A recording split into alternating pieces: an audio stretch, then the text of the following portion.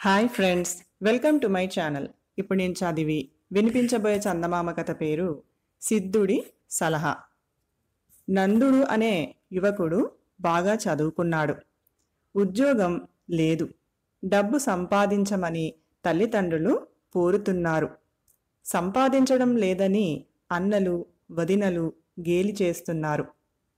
వాడితో అభిమానంగా మాట్లాడేది పొరిగింటి రాధ ఒక్కతే. రాధ తండ్రికి బాగా డబ్బు ఉంది, పలుకుబడి ఉంది. ఆమె తల్లిదండ్రులకు ఒక్కగానొక్క కూతురు. రాధను పెళ్లి చేసుకుంటే తాను గొప్పగా వెలిగిపోవచ్చునని నందుడు అనుకున్నాడు. ఒకరోజు వాడు రాధను పెళ్లి గురించి అడిగాడు. ఆమె నవ్వి, నాకు నువ్వంటే ఇష్టమే, కానీ నిన్ను మాత్రం పెళ్లి చేసుకోను. నా డబ్బు గురించి ఆశ పడకుండా తనకు తానుగా డబ్బు సంపాదించగలిగిన వాడినే నేను పెళ్లి చేసుకుంటాను. నువ్వు మంచివాడివే కానీ అసమర్థుడివి అని చెప్పింది. ఈ మాటలతో నందుడికి జీవితంపై విరక్తి పుట్టింది.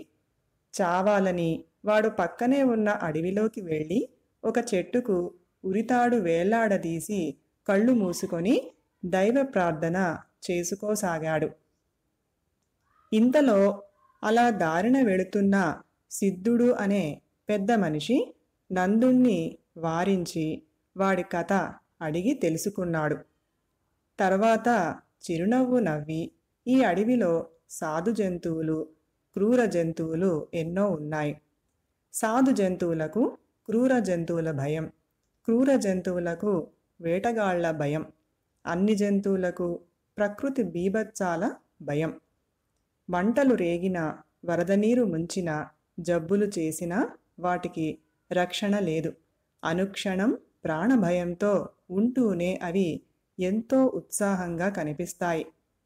తిండి నిద్ర తప్ప వాటికి వేరే పని లేకపోయినా అవి అంత చలాకీగా ఉన్నప్పుడు తన ఆలోచనా శక్తితో ఎన్నో సాధించాల్సిన మనిషి ఇలా చిన్నతనంలోనే ఆత్మహత్య చేసుకోవాలనుకోవడం సిగ్గుచేటు కదా అన్నాడు. నందుడు సిగ్గుపడుతూనే, తమరు జ్ఞానిలా ఉన్నారు, నా అసమర్థతను చక్కగా వివరించారు, కానీ డబ్బు సంపాదించాలంటే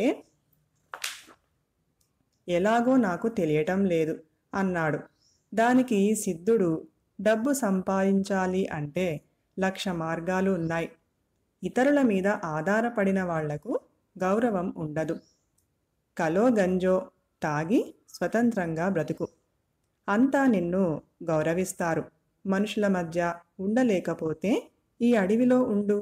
ఇక్కడ కందమూలాలు ఉన్నాయి, ఫల వృక్షాలు ఉన్నాయి, అవి తింటూ పొట్టపోసుకోవచ్చు. కానీ ఇక్కడ ప్రతి నిమిషం ప్రాణభయం. మనిషికి చేసిన సదుపాయాలు ఏమిటో, వాటి విలువ ఎంత గొప్పదో తెలుసుకోవాలంటే అడవిలో ఉండాలి. అప్పుడే నీకు తోటి మనుషుల పట్ల గౌరవభావం ఏర్పడుతుంది. లేదంటావా? నాతో పట్నం రా, అక్కడ నీకు ఏదో ఒక దారి కనపడకపోదు అన్నాడు. అడవిలో ఉండటం ఇష్టం లేని నందుడు సిద్ధుడితో బయలుదేరాడు. వాళ్ళు అడవి దాటి ఒక ఊరు చేరుకొని సత్రంలో బస చేశారు.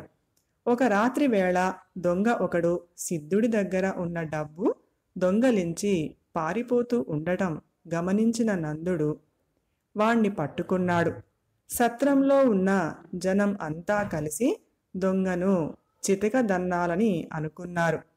సిద్ధుడు వాళ్లను వారించి, ముందుగా వీడు దొంగతనం ఎందుకు చేశాడో కనుక్కుందాం అన్నాడు. అప్పుడు దొంగ తన కష్టాలన్నీ చెప్పుకున్నాడు. అక్కడ ఉన్న వాళ్ళు అందరూ అది విని జాలి పడటమే కాక వాళ్లల్లో కొందరు కన్నీళ్లు కూడా పెట్టుకున్నారు.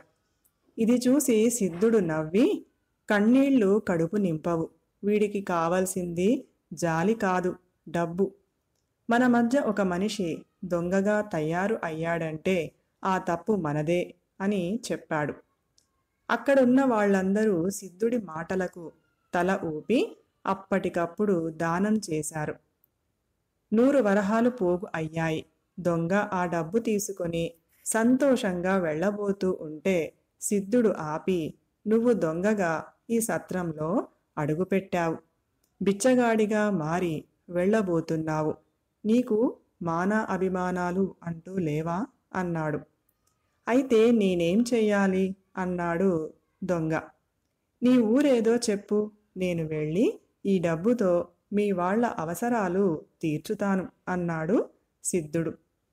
అప్పుడు దొంగ సిద్ధుడి కాళ్ల మీద పడి, అయ్యా, నాకు అయినవాళ్ళు ఎవరూ లేరు. ఒంటరిగాణ్ణి. బుద్ధి గడ్డి తిని దొంగతనాలకు దిగాను. ఇక మీదట దొంగతనాలు చెయ్యను. ఈ ఊళ్ళో నాకు ఎవ్వరూ పని ఇవ్వరు. ఈ 100 వరహాలతో మరి ఏదైనా ఊరు వెళ్ళి వ్యాపారం ప్రారంభించి నీతిగా జీవిస్తాను అన్నాడు. సిద్ధుడు నవ్వి, ఈ ఊళ్ళో నీకు ఎవ్వరూ పని ఇవ్వకపోతే మాత్రం నీకు నష్టం ఏమిటి? నీకు లేని కష్టాలను కల్పించి చెప్పి మా అందరి చేత కళ్ళనీళ్లు పెట్టించావు. అంటే నువ్వు గొప్ప నటుడివి. నువ్వు నాటకాలు ఆడి డబ్బు సంపాదించుకో. దొంగతనం చెడ్డది. నటన గౌరవమైన వృత్తి అంటూ దొంగ నుంచి డబ్బు తీసుకొని అక్కడ ఉన్న ఒక పెద్ద మనిషికి ఇచ్చాడు. సిద్ధుడు చెప్పిన దానికి దొంగ ఒప్పుకోక తప్పలేదు. సిద్ధుడు, నందుడు అక్కడి నుంచి బయలుదేరారు. దారిలో నందుడు సిద్ధుడి తెలివిని మెచ్చుకున్నాడు. దానికి సిద్ధుడు, కొందరు అవసరం కోసం దొంగతనాలు చేస్తారు. కొందరు కష్టపడలేక దొంగతనాలు చేస్తారు. మనకు దాన గుణం ఉంటే సరిపోదు. ఆ దానం సరిగ్గా ఉపయోగపడేలా చూడటం కూడా మన బాధ్యత అన్నాడు. మీ వంటి మహాజ్ఞానులు ఊరూరా ఉంటే ఎంతో బావుంటుంది. ఈ ప్రపంచంలో నేరాలు అన్నవి ఉండవు అన్నాడు నందుడు. జ్ఞానం అందరికీ అంటదు. అలాగే జ్ఞాని అందరికీ ఉపయోగపడడు. ఈ ప్రపంచానికి అవసరం అయినది జ్ఞానం కాదు, డబ్బు. ఆ డబ్బు కోసమే దొంగ దొంగతనం చేయబోయాడు. నువ్వు చావాలని అనుకున్నావు. పట్నం చేరాక నిన్ను నా యజమాని వద్దకు తీసుకుని వెళతాను. డబ్బు, జ్ఞానం రెండూ ఉండటం వల్ల ఆయన నా వంటి జ్ఞానులు చాలామందిని పోషిస్తూ ఉన్నాడు. నీకు ఏదో ఒక దారి చూపిస్తాడు అన్నాడు సిద్ధుడు. పట్నం చేరేలోగా నందుడు సిద్ధుడి ప్రతిభను మరికొన్ని విషయాల్లో కూడా చూశాడు. ఒకచోట రోగి ఒకడు చావు బతుకుల్లో ఉంటే బంధువులంతా చుట్టూ చేరి దైవ ప్రార్థనలు చేస్తున్నారు. సిద్ధుడు వాళ్లను కోప్పడి, ఈ రోగి ముఖంలో మృత్యు కళ లేదు, ముందు వైద్యుణ్ణి పిలిపించండి అన్నాడు.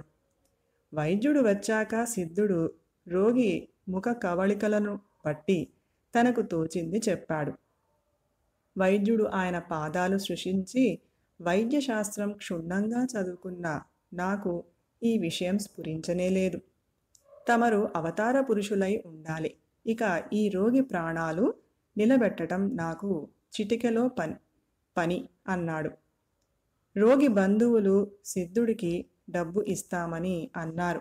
ఆయన నవ్వి, నాకు తోచింది నేను చెప్పాను. మీకు ఉపయోగపడినందుకు చాలా సంతోషం. నా తెలివి భగవంతుడు ఇచ్చిన గాలి నీరులా ఉచితంగా అందరికీ ఉపయోగపడాలని నా కోరిక అని అక్కడి నుంచి కదిలాడు. ఇంకో చోట సిద్ధుడు భాగ్యవంతుడొకడికి వజ్రాల ఎన్నికలో సహాయం చేశాడు. ప్రతిఫలం తీసుకోలేదు. చివరకు ఇద్దరూ పట్నం చేరుకున్నారు. సిద్ధుడు నందుడికి తన ఇంట ఆశ్రయం ఇచ్చాడు.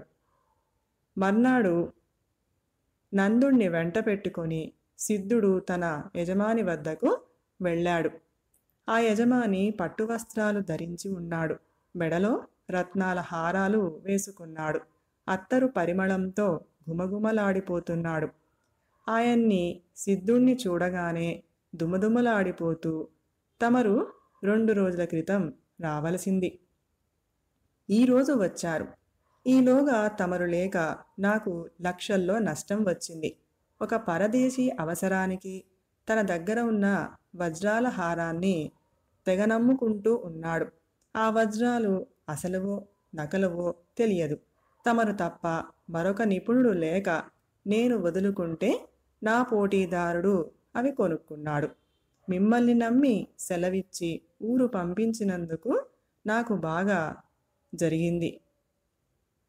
అన్నమాట నిలబెట్టుకోవాలని తెలియని వాళ్లను ఏళ్ళొచ్చి ఏం లాభం అంటూ దుర్భాషలాడాడు. అనుకోకుండా ఆలస్యం జరిగిందని, మరొకసారి అలా జరగనివ్వనని సిద్ధుడు మరీ మరీ చెప్పి క్షమాపణ అడిగాడు. యజమాని శాంతించాడు. ఆ సమయంలో కొందరు పనివాళ్ళు ఒకణ్ణి అక్కడికి తీసుకుని వచ్చి, అయ్యా, వీడు నమ్మకంగా ఉన్నట్లు నటిస్తూ దొంగతనం చేయబోయాడు అని ఫిర్యాదు చేశారు. యజమాని వెంటనే వీడికి ముతక బట్టలు కట్టండి, మెడలో ఒక బిళ్ళ తగిలించి దొంగ అని రాయండి, బండరాళ్ళు కొట్టేలాంటి కష్టమైన పనులు చేయించండి, సాయంత్రాలు గాడిద మీద కూర్చోబెట్టి ఊరంతా తిప్పండి. అలా 6 వారాల పాటు చేస్తే జీవితంలో తిరిగి దొంగతనం జోలికి పోడు అన్నాడు. సిద్ధుడు యజమాని నిర్ణయాన్ని విని మౌనంగా ఊరుకున్నాడు. ఇది చూసి నందుడు సత్రంలో దొంగకు తీర్పు చెప్పింది ఈయనేనా అని ఆశ్చర్యపోయాడు. ఆ తర్వాత ఇంకొక పనివాడు యజమాని దగ్గరకు వచ్చి తన కొడుక్కి జబ్బు చేసిందని, వైద్యానికి డబ్బు కావాలని అడిగాడు. యజమాని వెంటనే ఆ ఊళ్ళో వెంకటేశ్వరుడి గుడి ఎందుకు కట్టించినాననుకున్నావు? నీలాంటి వాళ్లకు సహాయపడాలనే. ఉన్నవాళ్లకు దేవుడు సహాయం చెయ్యడు. అందువల్ల వైద్యుడు కావాలి. పేదవాళ్ళు అదృష్టవంతులు, వాళ్లకు దేవుడే వైద్యుడు. వెళ్ళు, గుడికి వెళ్ళి మొక్కుకో అన్నాడు సిద్ధుడి వంక చూస్తూ. సిద్ధుడు ఈసారి కూడా మౌనంగా ఉండటం చూసి నందుడు మరింత ఆశ్చర్యపోయాడు. ఆ తర్వాత యజమాని సిద్ధుడికి తన శరీర పరిస్థితి చెప్పుకున్నాడు. సిద్ధుడు ఆయనకు కొన్ని ఆహార నియమాలు చెప్పాడు. కొద్దిసేపటికి ఒక రత్నాల వ్యాపారి వస్తే సిద్ధుడు యజమానికి రత్నాల ఎన్నికలో సహాయపడ్డాడు. అంతా అయ్యాక సిద్ధుడు ఆయనకు నందుణ్ణి చూపిస్తూ, ఇతడికి మీ కొలువులో తగిన ఉద్యోగం ఇప్పించాలి, కాదనడానికి వీల్లేదు అన్నాడు. తమరు చెప్పాక తప్పుతుందా అంటూ యజమాని నందుణ్ణి కొన్ని ప్రశ్నలు అడిగి నెలకు 1000 వరహాల జీతం మీద వ్యాపారపు లెక్కలు పర్యవేక్షించే పని ఇచ్చాడు. తర్వాత ఇద్దరూ ఇంటికి బయలుదేరారు. దారిలో నందుడు సిద్ధుడికి తన కృతజ్ఞతలు తెలుపుకొని, తమ జ్ఞానాన్ని తమ యజమాని ఉపయోగించుకున్నట్టు లేదే అన్నాడు. నా జ్ఞానంతోనే ఆయన లక్షలు ఆర్జిస్తున్నాడు అన్నాడు సిద్ధుడు. నేననేది వజ్రాల విషయంలోనో రత్నాల విషయంలోనో కాదు. మిగతా ఏ విషయంలోనూ ఆయన మిమ్మల్ని సలహా అడగలేదు. ఆయన తప్పు నిర్ణయాలు చేస్తుంటే మీరు మౌనంగా ఊరుకున్నారు అన్నాడు నందుడు. నేను తప్పని చెప్పినా ఆయన తన నిర్ణయాన్ని మార్చుకోకపోగా ఆగ్రహిస్తాడు. ఆయన్ని అలా సంతోషపెట్టాను కాబట్టే నేను చెప్పగానే నా మాట గౌరవించి నీకు ఉద్యోగం ఇచ్చాడు, అర్థమైందా అన్నాడు సిద్ధుడు. కానీ ముందుగా ఆయన మిమ్మల్ని నానా మాటలు అన్నాడు కదా, అవి వింటూ ఆయన దగ్గరే పనిచేయటానికి తమకు ఆత్మగౌరవం అడ్డురాదా అని అడిగాడు నందుడు. దానికి సిద్ధుడు నవ్వి, అజ్ఞానికి డబ్బే ముఖ్యం, డబ్బు కోసం ఏమైనా చేయవచ్చు. నేను అజ్ఞానిని కాక జ్ఞానినే. అయితే ఆత్మగౌరవం అన్న పదానికి అర్థమే ఉండదు. ఆత్మ స్వయం ప్రకాశం, నిత్య నూతనం. దానికి ఏ మలినము అంటదు. తిట్టేటప్పుడు యజమాని నాకు పసివాడిలాగా తోచి నవ్వొస్తుంది. ఎన్ని అన్నా ఆయన నన్ను వదులుకోలేడు. నా వల్ల ఆయనకు చాలా ప్రయోజనాలు ఉన్నాయి. నేను ఆయనను వదులుకుందామనుకుంటే కుదరదు. నా తెలివి ఆయన సొమ్ము చేసుకోగలడు, కానీ నాకు ఆ పని చేత కాదు. ఆయన వల్లనే నా జీవితం సుఖంగా ఉంది. ఇక జ్ఞానం సంగతంటావా? జ్ఞానవంతుడైన వాడికి, అడగని వారికి, అవసరం లేదు అనుకున్న వారికి సలహాలు ఇవ్వబోవడం నిష్ప్రయోజనమని తెలుసు అన్నాడు. నందుడి సందేహాలన్నీ తొలగిపోయాయి. వాడు సిద్ధుడి అడుగుజాడలలో నడుస్తూ తన జ్ఞానాన్ని అవసరమైన చోటనే ఉపయోగిస్తూ అనువు కాని చోట అధికుడననకుండా జీవితం గడుపుతూ 10 మందిలో మంచి పేరు తెచ్చుకున్నాడు. కథ సమాప్తం. ఈ కథ కనుక మీకు నచ్చినట్లయితే ప్లీజ్ లైక్ చేయండి, షేర్ చేయండి. మరిన్ని మంచి మంచి కథల కోసం మా ఛానల్ని సబ్స్క్రైబ్ చేసుకోండి. Thank you.